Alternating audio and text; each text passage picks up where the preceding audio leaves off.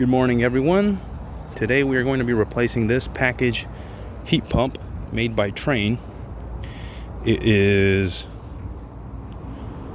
still functional, but the customer liked the Trane. She wants another Trane, so we're going to put in a two-stage, two-speed Trane with a variable speed blower.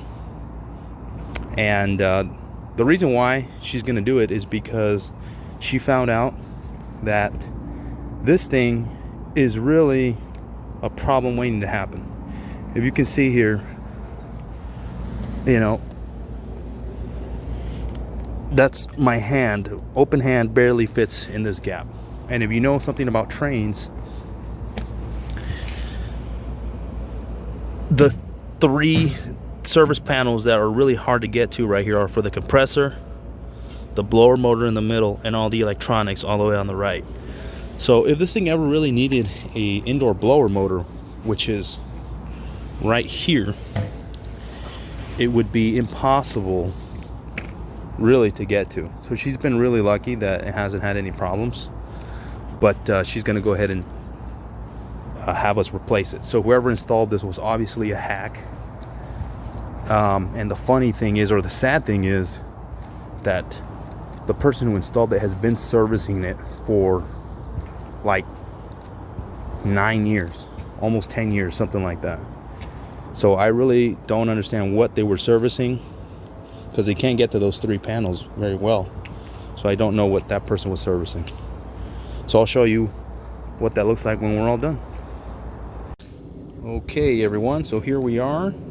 I have turned the ductwork towards the back of the house now, instead of here where you see all I did was lift it up on its side, and it used to sit right there obviously.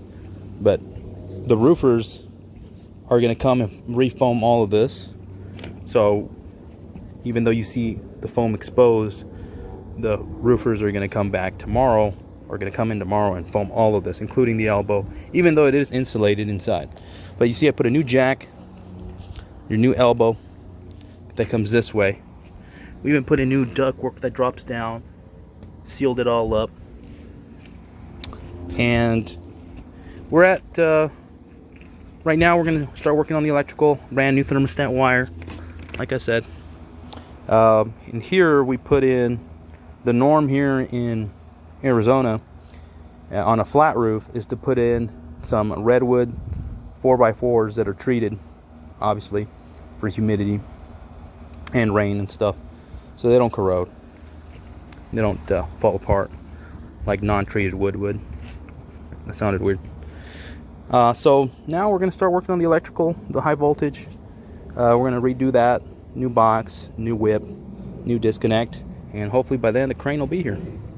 Okay guys, so the crane is here. Got my stand all set up right here. We have our elbow. It's very important that you always put some form of sealer here in the middle. I'm using the very sticky hard cast tape, and on the bottom as well. Very important, so that when you set it and you push it forward, it will, you know, stick. If you know anything about that hard cast, that stuff is really sticky. So make sure you do that. Then I will show you the step after we put it in place. Okay everyone, so this is the finished product. We can see here now we are sealed with silicone there all along the seams. And that silicone is really good when it hardens. And you see a new jack there at the bottom, new elbow coming to this way, new drain line all the way to the end of the roof there, new weatherproof box, electrical, new whip and wire, new disconnect with fuses. Okay, so that does have fuses inside. This ended up sitting a little bit higher because the customer wanted plenty of clearance for underneath. Okay, and that is because the roofers, if the roofers need to get under there for whatever reason. So we do what the customer wants. And also, when you have it a little bit higher, at this from the street, they won't ever see it from the street, so it's fine. But the more space you have, it allows for more noise reduction actually going down into the house. So that's a win-win there. But it is a special request in this occasion.